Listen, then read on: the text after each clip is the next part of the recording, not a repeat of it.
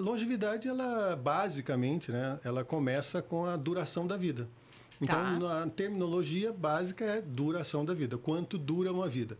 Se a gente pegar a década de 40, a gente tinha no Brasil uma média de 40 e poucos anos de duração de vida média da população brasileira.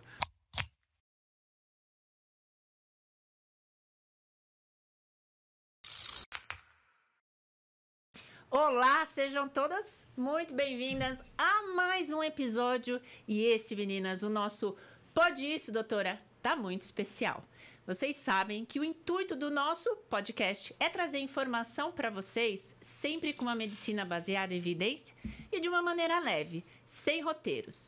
E hoje eu estou extremamente feliz, produção, rufe os tambores, porque o meu convidado de hoje, que aceitou, topou estar aqui comigo, é ele, senhoras e senhores. Nada mais, nada menos do que Dr. Caio Regis, vulgo meu cunhado, médico anestesiologista com foco na longevidade. Então, hoje nós vamos entender de uma vez por todas o que é essa tal de longevidade. Então, com vocês, meu cunhado, o Dr. Caio Regis, tudo bem, cunhadinho? Ótimo, melhor impossível, Carolina. Muito obrigada de você ter aceitado o meu convite. Então, eu fiquei muito feliz, até falei assim, ai, Cris, será que o Caio aceita o convite ou não?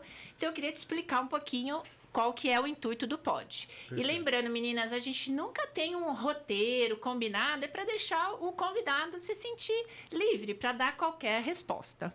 Então, é assim, o intuito do pod é o que eu possa levar informação ao maior número possível de mulheres que estão nessa jornada da maternidade, seja elas tentantes, como eu, ou aquelas que já conseguiram o seu positivo e seguem na questão do pré-natal e parto, tá? Então, a gente hoje vai conversar de um assunto que tem surgido muito na mídia. Né? Então, eu levantei no Google Trends, onde a gente faz as maiores pesquisas, o que tem, assim, o que está girando em torno desse assunto. E o assunto é longevidade. Então, queria que você começasse já me explicando. Quando uma paciente vai lá no Google e digita assim, o que é longevidade, Caio? Explica pra gente, o que é essa tal de longevidade? Pois é, Carolina. Primeiro de tudo, é um prazer estar aqui, viu? Fiquei muito feliz. Você é, além de querida, né, minha cunhada preferida, também uma inspiração. Obrigada. Para todos nós em casa. A longevidade, ela basicamente, né, ela começa com a duração da vida.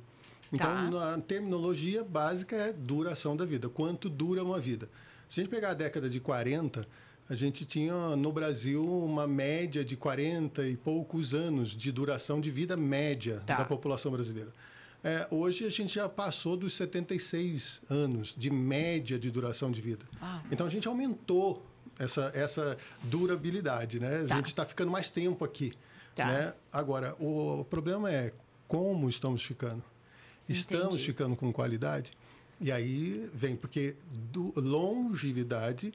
ela não pode ser misturada com o envelhecimento. Porque o envelhecimento, ele é que leva a gente a terminar a vida.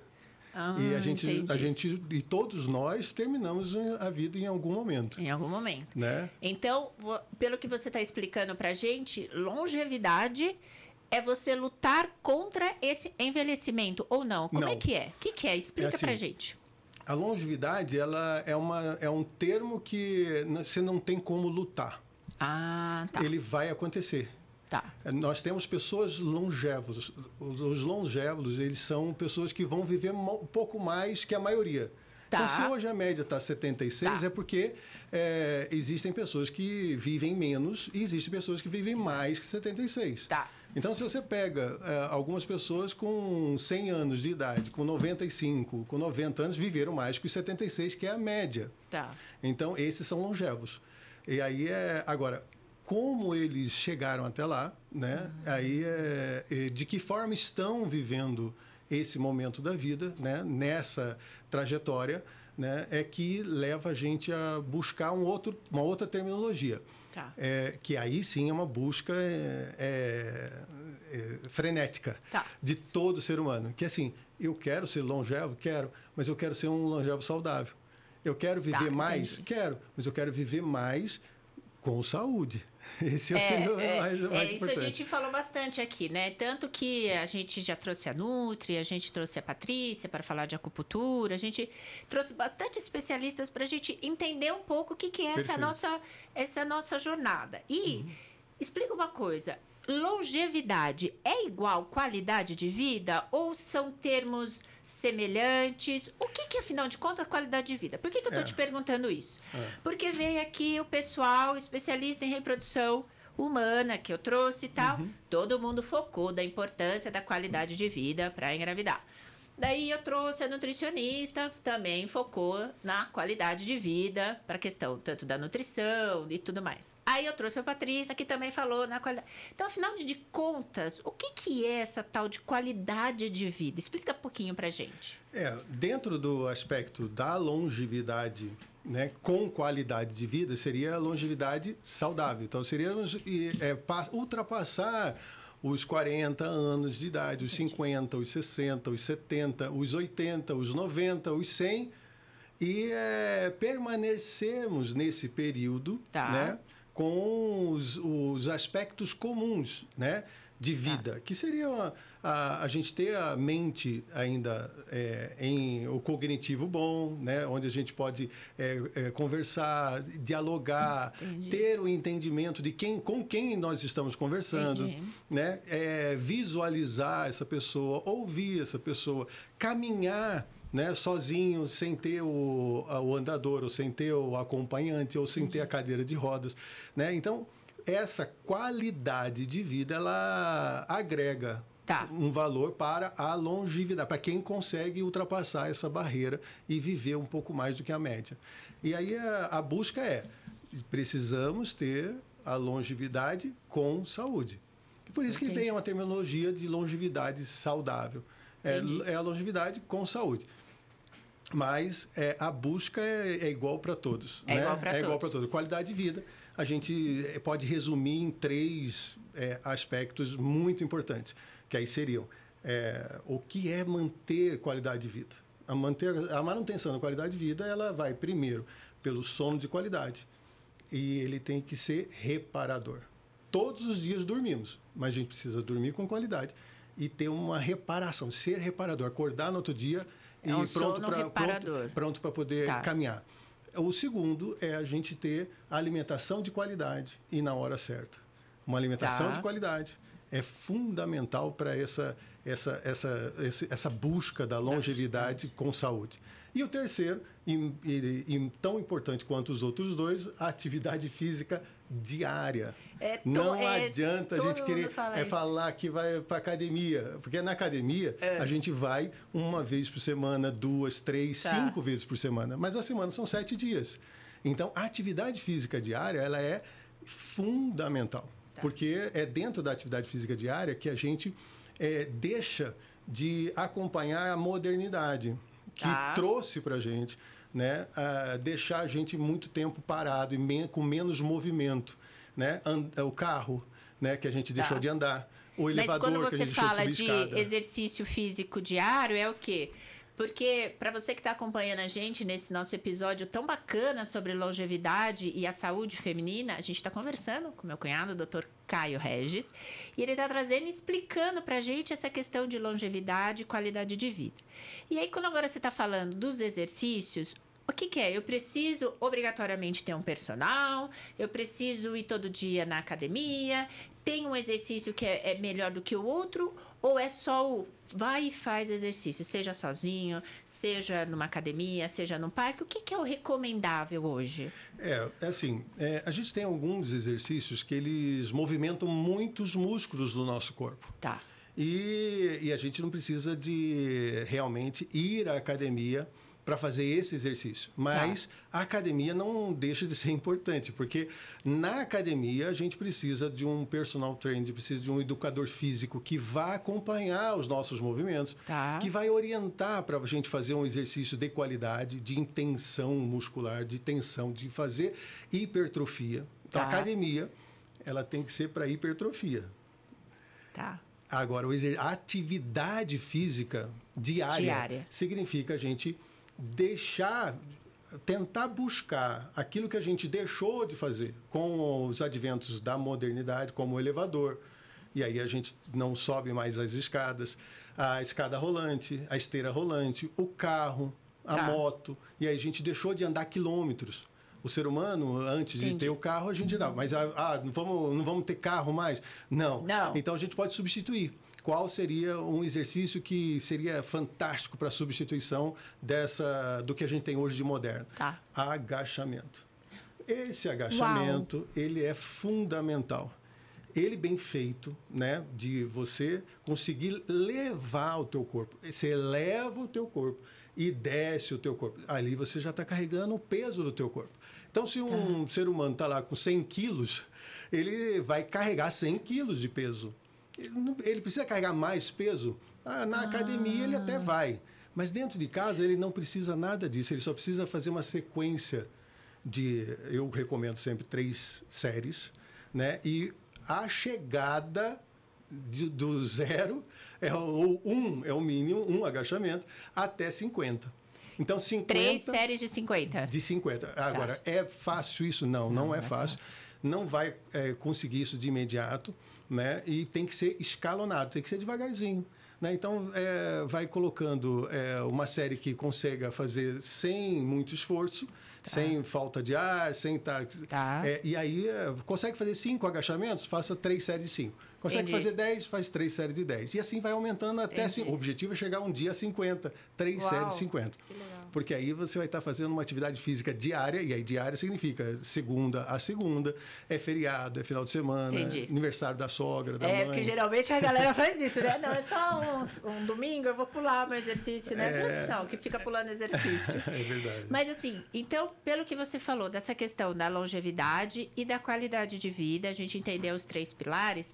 Então, aqui, assim, a pergunta que elas fazem bem pontual na internet é: quando começar a me preocupar com longevidade? Se você falou que a gente está vivendo mais do que 76 anos e tal, eu posso deixar para me preocupar com os 50?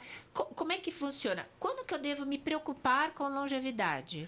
Pois é, cara, essa pergunta é fantástica, ela é importantíssima, porque realmente a gente deveria, né, se preocupar com a longevidade a partir do momento que a gente toma consciência de que a vida vai ter um fim. E como nós queremos chegar nesse fim. Não adianta a gente pensar só na hora que chegou. É muito comum isso. A gente só pensar na hora que o advento ele está no nosso momento. E aí, quanto antes, muito melhor. Mas isso não quer dizer também que uma pessoa com 50 anos de idade ele não tenha a possibilidade dele começar ali. Né? Ou aos 40, ou aos 50, ou aos 60. Não importa. Ele tem que começar um dia. Algum dia tem que começar a se cuidar. Se ele começar a se cuidar com 20, com 30, muito melhor. Mas muito melhor. O problema é que um garoto, uma garota de 20 anos de idade, ele está pensando em muitas coisas, menos na velhice, né? No que vai ser quando chegar lá. Esse pessoal mais jovem, né, que nos acompanham, as coisas que eles fazem nessa parte seja de adolescência, seja mais jovens, vão impactar lá nessa longevidade, nisso, ou porque ele foi jovem, eu posso fazer e posso ficar tranquilo? Como é que é? Vai impactar, sim. Impacta e muito. Né? Falando da fertilização, né? Uma mulher jovem, né, com 20 anos, com 25 anos, ela tem o útero, o ovário, os óvulos muito mais propícios, né? E cada ano que se passa, ela vai diminuindo mais ainda. Mas porque há o envelhecimento, né, natural, porque nós vamos passar por isso. Não tem como. Todos nós vamos envelhecer. Quem não envelhece é porque morreu antes. Exato. Né? Então, aí não teve oportunidade. É melhor a gente envelhecer saudável. Excelente. Eu prefiro envelhecer. Agora, quando começar? Né? Aí vem a realidade. Dentro da realidade, a gente vê que, às vezes, a gente é muito negligente, Carolina. Porque, e aí eu falo por mim, né? Também. Né? Você sabe que eu era um obeso. Né? Sou um obeso. Né? Porque a obesidade é uma doença crônica e a gente carrega ela para o resto da vida. Como uma hipertensão. Tem controle, né? A gente só controla. A gente controla. Né? Como hipertensão, como diabetes, né? Tipo 2, a gente controla. Existe como controlar. Então, dentro do a minha obesidade, eu estava com quase 130 quilos. E aí, quando eu resolvi mudar os meus hábitos, os meus maus hábitos e começar uma vida diferente, com bons hábitos, óbvio, com ajuda medicamentosa e tudo mais, quando eu cheguei aos 87 quilos que estou hoje. E sem bariátrica, gente. Sem bariátrica. Sem bariátrica, viu? Não foi cirurgicamente procurado conseguir, não. Foi na raça, foi na mudança mesmo. É importante. Agora, às vezes, eu falo isso para alguns pacientes meus, que é assim, às vezes a gente tem que dar uma triscadinha no caixão para a gente cair na real. Falar assim, opa, peraí, então comigo aconteceu isso também, mesmo sendo médico, mesmo tendo todo o conhecimento gerado, adquirido, né? Eu não mudei, eu acabei tendo só a virada da mudança quando eu vim primeiro por causa da obesidade, a pressão alta, que é a hipertensão, por causa da obesidade, o diabetes tipo 2, por causa da obesidade, a dislipidemia, né, com o aumento do colesterol e tudo mais. Por causa da obesidade, aí eu cheguei ao câncer. Aí, quando eu tive o câncer de próstata, aí foi quando eu dei aquela triscadinha no caixão. E aí é a hora que o ser humano fala assim, opa, peraí, o que eu estou fazendo com a minha vida? Como eu quero caminhar, de que forma eu quero caminhar. E essa sua mudança tem quantos anos? Conta um pouquinho. O diagnóstico do câncer de próstata foi em 2019, dezembro de 2019, vésperas do Covid, né, da pandemia. E em janeiro de 2019 eu fiz a cirurgia, né? Foi diagnosticada em dezembro, e em janeiro, comecinho de janeiro, a gente fez a cirurgia. Graças a Deus, essa cirurgia foi diagnosticada muito precocemente, e isso é muito importante. Né? O câncer, ele é muito maléfico ao ser humano. Mas quando ele é diagnosticado precocemente, a gente consegue cura, ou muito próximo da cura. Né? Então, quanto mais rápido a gente diagnosticar, é melhor. Por isso não adianta fugir do médico. A gente precisa estar sempre no consultório dos médicos. Né? Não só as mulheres, como os homens. Porque a mulher é mais fácil, né, Carolina? A mulher, ela é mais responsável. Ela faz... Comecem a levar os maridos, né? Tem que levar os maridos. Importantíssimo. E aí eu vejo que muitos, atendendo os casais, só vão fazer o check-up ou só vão fazer uma avaliação quando não conseguem engravidar. Porque daí eles falam, nossa, doutora, mas existe 2 exames? Existe. O que você vai fazer? E é engraçado, né? Que eles não conseguem entender, né? Que são 2 seres humanos, né? Que vão juntar 2 células, né? E que essas 2 células vão virar um outro ser humano. Exato. Mas essas 2 células precisam estar bem preparadas, né? Tanto da mulher quanto do homem. Então, aquele ser humano, mulher, ele precisa estar bem estruturado, né? Para ter uma célula boa, né? E aí, se a gente falar assim da longevidade, né? Como na medicina, a gente vai ter um olhar, né, Carolina, com relação a outros fatores, né, que são fundamentais para a medicina, que é aquilo que a gente teve na faculdade e que é lá nos primeiros anos da faculdade, que é a bioquímica, a biologia química do ser humano, né? Como é que funciona? E cada célula do corpo, e a gente tem mais de 10 trilhões de células no nosso corpo, cada célula, ela representa ali inúmeras reações químicas dentro dela. Então, ela tem ali uma disposição, um dispositivo ou uma complexidade fundamental. E ela representa todo o organismo, todo o sistema envolvido. Então, aquele óvulo da mulher, ele tem que ser, para ele ser bem preparado, a mulher tem que ter o entendimento que ela precisa estar estruturalmente muito bem. Mas o marido é a mesma coisa. E é difícil, né? Porque eles falam, mas o meu vizinho engravidou a esposa dele com 70 anos, né? Só que a gente não tá falando das exceções, né? A gente está falando da grande maioria. E a gente sabe que hoje, acima dos 50 anos, os homens também começam a apresentar as alterações nos gametas, ter a questão mais de autismo, ter até a questão de outras doenças que vêm porque a incidência é a questão dos homens mais velhos. Exato. Dentre todos esses hábitos que você falou, quais que você poderia apontar para a gente os hábitos que realmente impactam para melhorar a minha longevidade? Quais são os hábitos para eu trabalhar a minha longevidade? Assim, os 3 são fundamentais. O sono, os 3 são exercício físico e alimentação. E os 3, eles não existe um mais do que o outro. Tá. Né? Para ter uma longevidade com mais saúde, né, a gente precisa ter esses 3 hábitos fundamentados no nosso dia a dia. É nas 24 horas do dia. Sono de qualidade e reparador. Sono de qualidade, se a gente for lembrar o que é o sono, né? O sono, ele é um período cíclico, né? Aí a pessoa fala, mas eu durmo bem, eu acordo super bem. Aí você pergunta assim, mas você acordou de madrugada? Toda noite eu acordo para fazer xixi. Não, você acordou para fazer xixi. Entendi. É porque você rompeu o seu sono. Rompeu o período cíclico do sono daquela noite. Entendi. Então, romper esse sono traz uma má qualidade do sono. Tá. E aí, por que acordou à noite? Porque estava com a bexiga cheia? Não. Acordou porque o sono ele é cíclico, então ele passa do sono leve, superficial, para o sono médio, para o sono profundo, que é quando a gente sonha, até chegar no REM. Esse período forma um ciclo do sono. E esse período do ciclo do sono faz em torno de 90 minutos a 120 minutos, ou seja, 1h30 a 2 horas. Tá. Terminado o ciclo REM, ele volta de novo, leve, moderado, profundo, é onde a gente sonha, aí vai para o REM.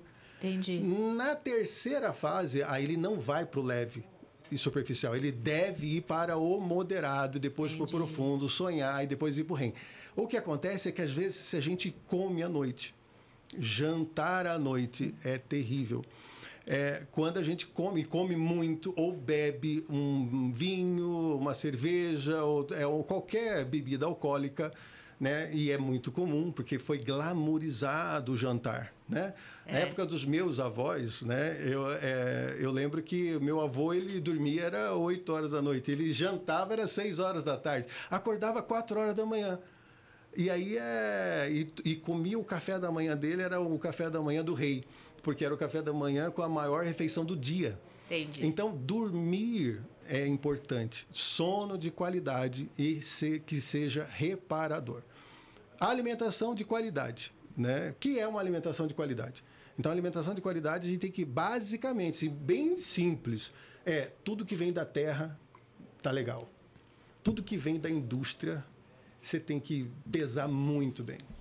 Se a pessoa estiver comendo bastante coisa que vem da terra, e aí o que vem da terra tem o que é produzido abaixo da terra, como batata, doce, batata, e N outros elementos nutricionais, como tem o que está acima da terra, né? As folhas, o feijão, o arroz, né?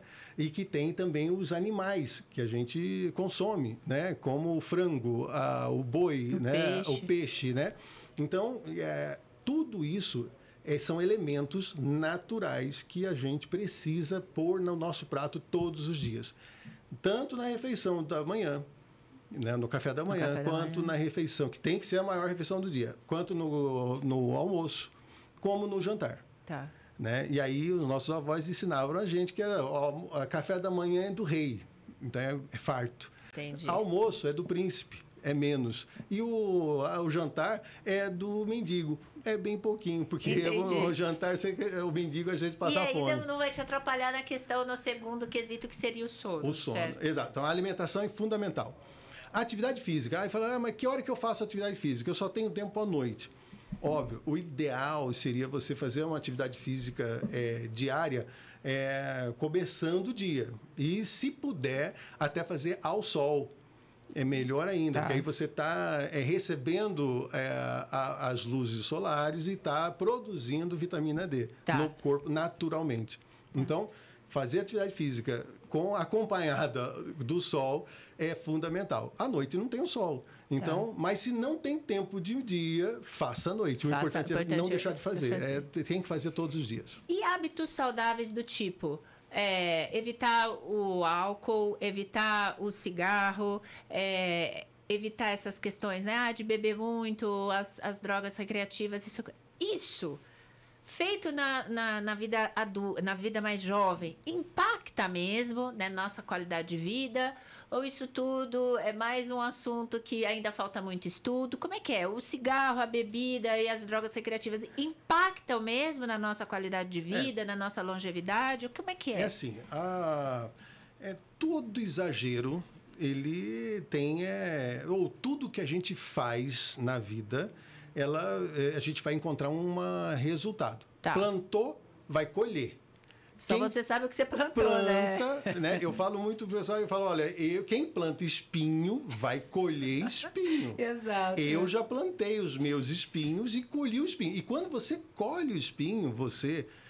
Não tem como. Você pode querer pegar o seu espinho e falar assim, mãe, vai atrás da sua mãe, que é a pessoa que mais ama você na vida, e a sua mãe não vai conseguir comer o seu espinho, porque ela iria comer. Ela iria comer. Ela é a única pessoa que fala assim, não, é aqui que eu vou comer o espinho desse menino, dessa menina. Porque meu filho, é minha filha. Então, mas a vida não deu essa oportunidade. Então... Plantou espinho, vai colher espinho e é só você que vai comer esse espinho. Agora, plantou uva, vai colher uva. Exato. Plantou laranja, vai colher laranja. Plantou maçã, vai colher maçã. Agora, para colher, também não é só plantar. É cuidar. É o processo de cuida, né? De zelo, né? É por isso que a gente não pode ser negligente. E é o que a gente mais é negligente. Negligenciar para a nossa vida o que é de melhor da vida. Então, assim, um garotão, uma garota que está lá numa fase jovial, né? E está lá, e fuma, e bebe. Ele está exagerando? Tá. Isso é bom para ele? Não é bom. Mas isso vai impactar lá aos 60 anos, aos 90 anos de idade? É muito difícil a gente responder que vai ou que não vai. O que a gente sabe, na prática, é que esse jovem, quando ele começa a amadurecer, os boletos começam a chegar, esse jovem passa a ser adulto. E ele começa a ter responsabilidade, ele começa a ser chamado, a vida começa a chamar ele para a responsabilidade. E essa responsabilidade faz ele olhar e falar assim, opa, não dá mais, eu tenho que pagar boleto. Se eu tenho que pagar boleto, eu tenho que acordar cedo. Eu tenho que, então, ter gás, eu tenho que ter... eu não posso ficar doente, eu não posso ter que fazer isso. E aí ele começa a pensar onde que ele pode melhorar a vida. Não dá mais para ficar com os amigos que ficam só na farra, e aí ele aí já constrói uma família, ele tem que ter responsabilidade com aquela família que ele construiu, e aí então ele amadurece. Então esse amadurecimento, legal, aí ele começa a se policiar um pouco mais e diminuir os maus hábitos. Isso não quer dizer que ele vai começar a inverter e fazer bons hábitos, né? Porque o trabalho não é bom hábito, né? O trabalho é só necessidade. A gente trabalha por necessidade. Mas a gente coloca o trabalho como a primeira coisa da vida. E isso é muito ruim para a gente. Sim. Porque o trabalho não pode ser a primeira coisa da vida. A primeira coisa da vida tem que ser a qualidade de vida que a gente tem. Né? É a nossa família, é a gente olhar para o próximo, mais próximo, querer o bem, querer estar bem, né? Então, e aí olhar para aquele que não está fazendo. Se você está hoje já fazendo as coisas certas, olha para aquele que não está fazendo e chama para uma conversa junto, pessoal. Se for alguém próximo, né? Como um filho, como uma esposa, um marido, o pai, uma mãe, chama. Porque é importante. Às vezes a pessoa não está enxergando, não consegue enxergar. E às vezes uma conversa, não adianta querer impor, porque quem tem que tomar a decisão é o indivíduo. E esse indivíduo, ele em algum momento da vida, ele toma a decisão. Né? Ou se ele não toma, a vida cessa. Aí ele morre mais cedo. Né? Aí ele não vai ter aquela oportunidade de ser longevo. Ele vai diminuir e está na estatística ali inferior à média. A média brasileira. Exato. Agora que a gente entendeu todos esses termos sobre longevidade, o que fazer, quando me preocupar com esse assunto, tem uma questão muito importante para você. Hoje a gente fala muito da questão de estar inflamada, estar com o corpo inflamado. Certo. Explica pra gente, o que é esse tal de assunto de inflamação no corpo, se todo mundo tem, como saber que eu tô inflamada, porque a gente quer chegar aí no nosso foco, né? Saber inflamação e gestação. Como é que é? Então, desmistifica pra gente essa história do inflamação, porque as pessoas acham, mas eu tô inflamada, mas eu não tô sentindo. Então, assim, explica pra gente o que é estar com o corpo inflamado.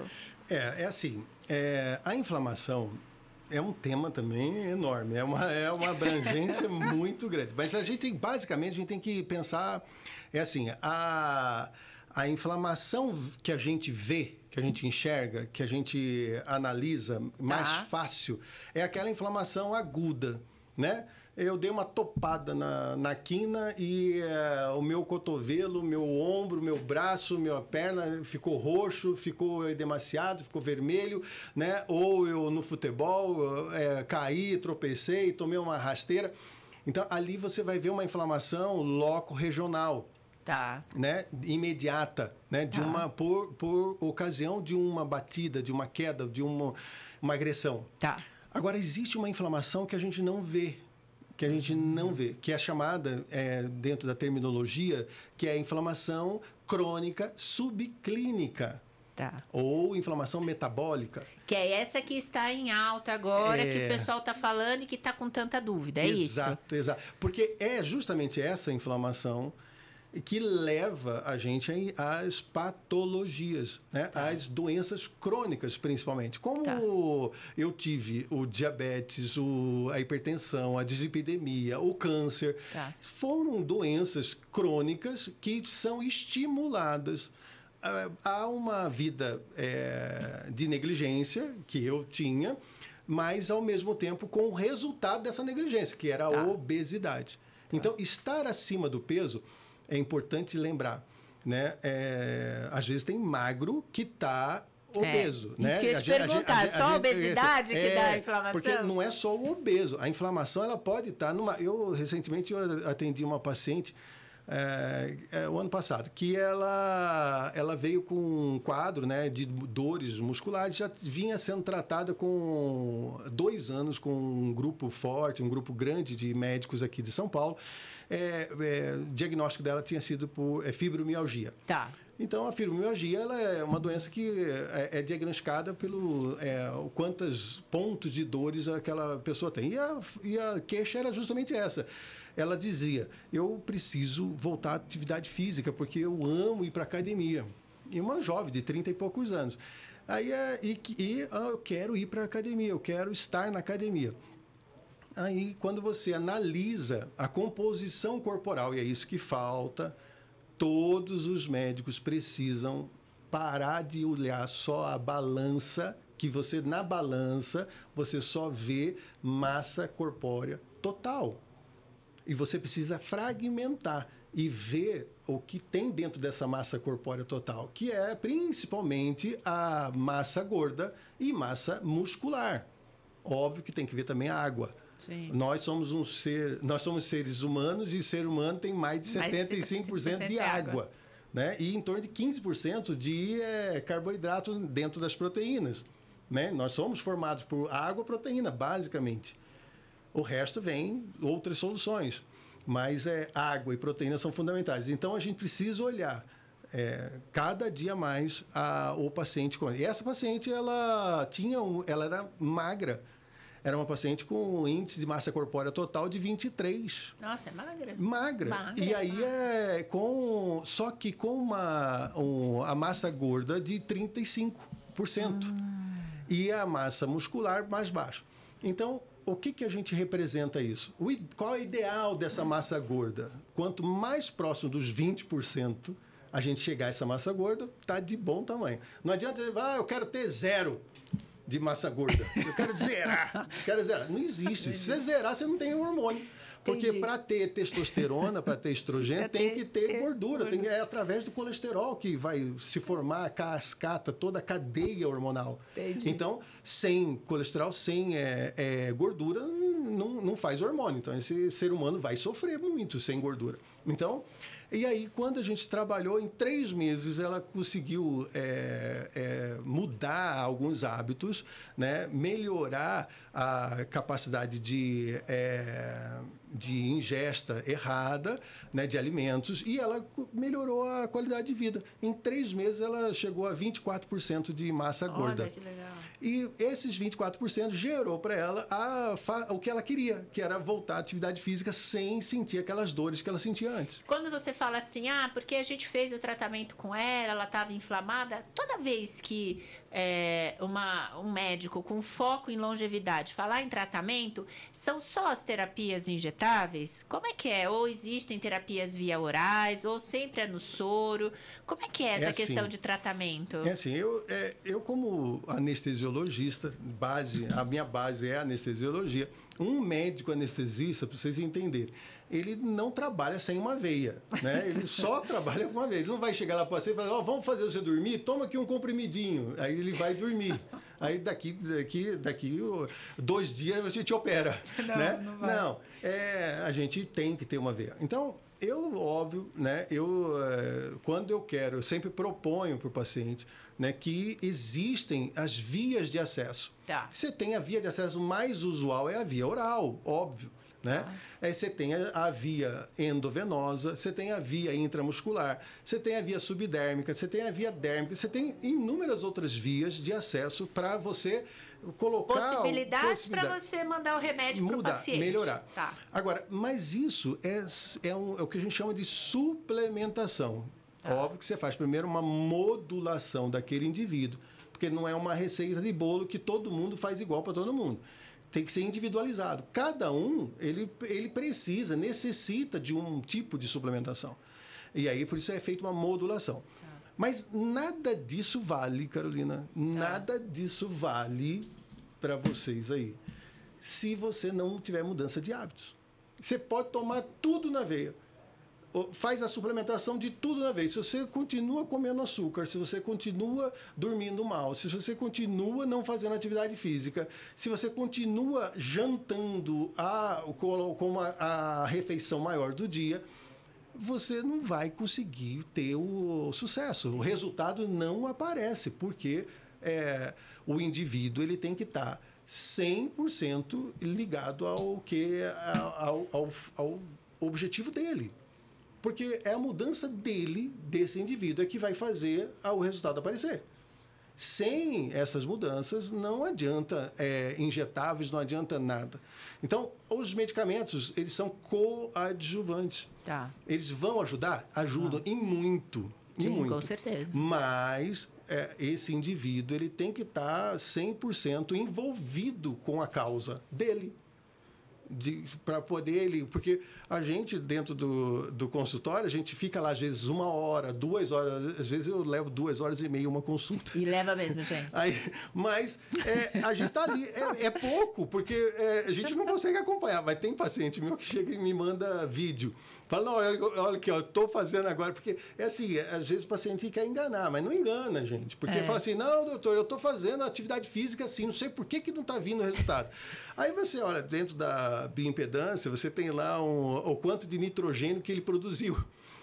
Não dá para enrolar, não dá. Né? É igual falar do consumo de açúcar. Se ele não aumentou aquela produção natural de nitrogênio, ele não fez atividade física, gente. Não adianta. Então, não houve estresse físico. E aí, voltando àquela pergunta sobre inflamação. Né? Nós estamos inflamados? Todos nós estamos inflamados? É um exemplo simples. É a pessoa que vai na academia e vai lá e faz uma sequência de atividade física intensa, né? De hipertrofia.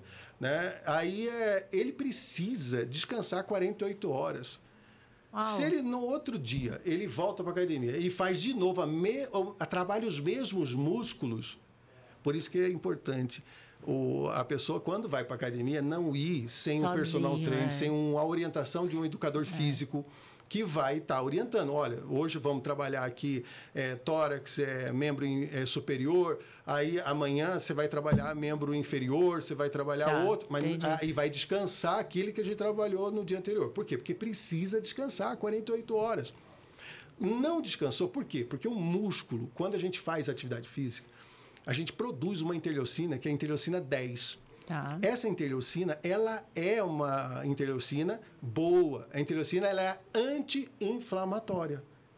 Quando a gente tem mais a gordura, massa gorda, exemplo simples, porque o músculo também produz algumas interleucinas, como a interleucina 6, outras interleucinas além da 10, como a interleucina 6. Só que a interleucina 6, quando ela é produzida na massa gorda aumentada, principalmente no abdômen, entre as vísceras, essa interleucina 6, ela é pró-inflamatória. Ela causa inflamação. Ela vai aumentar o seu estado inflamatório. O estado inflamatório. Entendi. Quando a gente está lá fazendo atividade física, né, e a gente produz a interleucina 6 e a interleucina 10, ela é anti-inflamatória.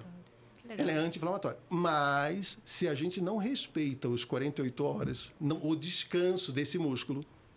Entendi. E no dia seguinte que a gente vai lá e faz de novo esse trabalho muscular, essa hipertrofia, a gente acaba produzindo, transformando essa interleucina em inflamatória, pró-inflamatória. Então, assim... a gente tem que analisar o contexto da inflamação. O tema é extremamente fantástico, mas amplo demais. Entendi. Mas basicamente todos nós estamos inflamados e ficamos inflamados todos os dias, graças a Deus, porque a gente está vivo e a gente está circulando, a gente está fazendo, a gente está produzindo. E para nós agora, né? A gente está aqui, meninas, conversando com o doutor Caio Regis, ele é médico anestesiologista com foco na longevidade saudável, que trouxe tanta informação legal aqui pra gente desse contexto, né? E agora eu vou focar e fazer uma pergunta que eu acho que tá aí na ponta da língua para vocês. E para nós tentantes, nós mulheres que estamos na busca da questão de construir a família, conseguir o nosso positivo, eu entendi, doutor, que todo mundo pode estar inflamado, uns mais, outros menos, que a gente não tem como fazer uma avaliação só olhando, então precisa de uma consulta para você receber corretamente. Quanto tempo antes um casal que quer engravidar deve ter essa avaliação, procurar o médico para entender o que ele precisa mudar? Como é que funciona para a gente tentante? Pois é, Carolina, esse é um tema também importantíssimo, né? Porque a gente tem que partir do princípio que assim, o que é real, ou seja, realidade, pé no chão, e o que é ideal. Né? Então, vamos lá, para o que é real e o que é ideal. O que é ideal? Ideal é que essa pessoa tome consciência de que ela precisa se preocupar em mudar maus hábitos por bons hábitos e ter uma avaliação minuciosa e do profissional médico para que ele possa orientar o casal como um todo. Qual tempo? Aí você vai de 6 meses a 1 ano. Não dá. É 6 meses a 1 ano, porque é hábito. Você lembra aquela paciente que eu falei? Foram 3 meses. E ela mudou.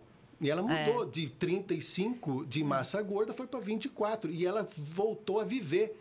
Ela parou as dores, melhorou tudo legal, e tal. Né? Então, 3 meses. Então, mas a gente está falando ali, né, de uma paciente muito focada. O casal está focado? Porque às vezes é a mulher que está focada. Isso. E o marido eu sempre não falo para elas, né? Não entra nessa jogada se o marido não tiver com foco. Exato. Né? Então, o ideal é 6 meses a 1 ano, encontrar um médico que possa fazer uma boa avaliação e uma boa orientação de como fazer as mudanças, de apontar através da sintomatologia desses indivíduos, tanto da mulher quanto do homem, né? Onde é que precisa ser melhorado? É a massa gorda, é a massa muscular, é a água, os nutrientes, né? São os minerais, são as vitaminas, né? São os hormônios, aonde é que está desequilibrado e que precisa equilibrar para poder essa pessoa, como tentante, ela conseguir o êxito. Agora a gente tem o real. Né? E a realidade, ela é um pouco diferente. Porque, às vezes, esse casal, esse indivíduo, né? Eles vão procurar um médico e o médico fala para eles, tá tudo bom, você tá ótima, beleza, você não tem nada, tá beleza. E isso eu fico, às vezes, hoje eu tô com 31 anos de formado, né? Então, e eu olho, às vezes, alguns colegas que chegam e falam assim, não, mas colega que trata exame, em vez de tratar o paciente. A clínica, ela é fundamentada. A clínica, ela é soberana. Então, primeiro, olhe o paciente. Primeiro, avalia esse paciente. Primeiro, analisa esse paciente como um todo. Né? Olhando ali não só peso, mas olhando a composição corporal, massa gorda, água, massa muscular, massa livre. Então, o que tem esse indivíduo? Como esse indivíduo está? Quais são as queixas? Ouça quais são as queixas desse indivíduo. E os pacientes falarem, né? Falar todos os seus sintomas, exato, né? Isso é importantíssimo. Mas, normalmente, quando não fala, se você pergunta, a pessoa responde. Aí as pessoas, normalmente, quando não pergunta, aí que não fala. Mas é muito, é importante a gente falar, por exemplo, vamos falar de um exame laboratorial. Pega lá a insulina. Insulina boa, fisiológica, dentro do padrão do laboratório. Normal, ela vai estar entre 3 e 13. 3 e 13 está normal. Agora, um paciente que tem 3,4, 3,5, ele está igual a um paciente que tem 12,5, 12,8? Nem sempre. Então, você precisa analisar o paciente, não o exame. Porque você pode dar um diagnóstico para esse paciente dizendo, você está normal, fique tranquilo, volta quando você ficar doente. Quando a sua insulina estiver em 20, em 30, e já tiver resistência insulínica, já tiver um diabético tipo 2, aí você volta. Aí você volta para eu tratar. Não, gente. É aí que está a sensibilidade que o médico precisa desenvolver dentro do seu ambiente de consultório para poder avaliar esse paciente clinicamente. Sim. Então, esse paciente que tem lá a insulina, né, 12,4, ele tem sintomatologia? Tem. Ele tem aumento da massa gorda, a cintura, a circunferência abdominal, ela está acima, se for mulher, está acima de 80 centímetros. É um homem, está acima de 102 centímetros, então a gente precisa analisar. Esse exame de quase 13, ele não está normal. Não está normal. Apesar de ele estar normal no laboratório. Para o laboratório, está dentro dos parâmetros normais. Mas é um paciente que é preditivo. É preditivo. E aí, se você não pega esse paciente e fala assim, ó, vamos começar uma mudança, você precisa mudar hábitos, você precisa melhorar. Às vezes não precisa de medicamento e de imediato. Precisa só mudar, ter um olhar para evitar que a pessoa chegue à doença. Então, essa paciente, esse casal, se ele chega com 6 meses, com 1 ano, e encontra esse médico, né, essa médica, como você, né, como outras tantas bem preparadas, exato, que vão analisar o paciente como um todo, vai ter muito mais acolhimento. A Nutri falou bastante disso, né, pra gente, né? Não dá para fazer um milagre, o paciente chegar um paciente todo alterado, os exames, sintomas, e achar que em 2, 3 meses consegue fazer. Mas eu fiquei muito feliz, eu acho que a gente pôde abrir a mente e entender que eu acho que de uma maneira muito leve, de uma maneira muito legal, a gente entender o que é longevidade, o que é qualidade de vida, a importância de vocês realmente entenderem que o que a gente está falando aqui é uma medicina baseada em evidência, audiência. O Pod é totalmente... ele não tem patrocinadores, então a gente não tem que agradar a patrocinador nenhum. Então a gente está, de uma maneira aqui, entregando o melhor que a gente tem na medicina para você que está nos acompanhando, independente aonde você quer que você esteja. Se você não conseguiu tirar as suas dúvidas hoje no nosso podcast, eu vou deixar aqui o Insta do meu cunhado. Eles têm... O meu cunhado e a minha irmã também é médica, então eles têm o consultório aqui em São Paulo, uma clínica muito bacana. Se você ficou com alguma dúvida, vou deixar no descritivo aqui do vídeo os contatos, as redes sociais, para vocês mandarem a dúvida. O Caio é daquele tipo de pessoa super acessível. Você manda, ele responde, ele fala. Então eu fiquei muito feliz mesmo com o nosso vídeo. Bom. E para a gente encerrar, eu gostaria que você deixasse para todas nós tentantes e casais que ainda estamos nessa jornada de realizar a maternidade. Qual a sua mensagem? Assim, eu acho que continue tentando. Vai chegar a sua hora. Não importa o que a dificuldade enfrentada até o momento. Tá. Não importa. Porque o que importa é você conseguir realizar o teu sonho. Sonhar é viver. E se a gente está sonhando, a gente está vivendo e a gente vai conseguir pôr em prática e realizar. De um jeito ou de outro. Né? O importante é não deixar de lutar. Não perca as esperanças. A vida, ela é muito rápida. Viver 80 anos, viver 100 anos, passa num instante. Então, a gente precisa viver bem esse tempo que a gente tem aqui. Então, viver bem com o marido, com a esposa, tratar bem os filhos, tratar bem o casal como um todo. O respeito é fundamental. E a gente precisa ter a união. Né? Eu com a irmã da Cristiane, da Carolina Cristiane, eu já sou casado há 30 anos. Gente, ele me conhece desde pequenininha. Era pequenininha mesmo. Aí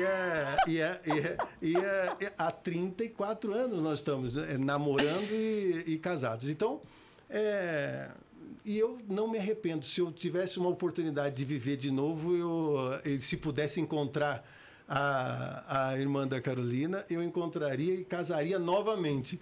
Porque que legal. É um encontro de almas. Que legal. Então, não deixe de valorizar o seu casamento. O casamento ele é fundamentado. A criança, o bebê, ele é o futuro. É você estar programando a deixar ali um bom futuro. Alguém que vai ter valores importantes para ajudar o próximo, como você ajuda.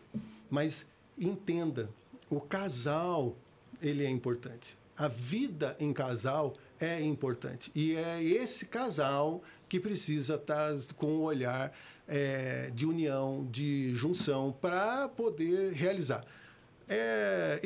Essa terminologia tentante, eu acho que ela é meio pesada. Eu não gosto muito dessa terminologia, mas é o que tem, né? E é o que está proposto.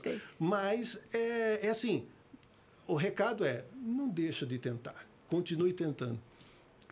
Mas tenta com ênfase, com alegria, com leveza, porque é assim que você vai caminhar para poder ter o resultado que você quer. E vai conseguir, e vai conquistar. É uma questão de tempo. É isso aí. Quero agradecer a vocês que acompanharam mais um episódio do nosso Pode Isso, doutora. Muito prazer, sou a doutora Carol Cursi, ginecologista e obstetra, especialista em saúde feminina, trazendo para você os melhores especialistas da área da medicina para levar informação com muita leveza. Até o próximo episódio. Muito obrigada.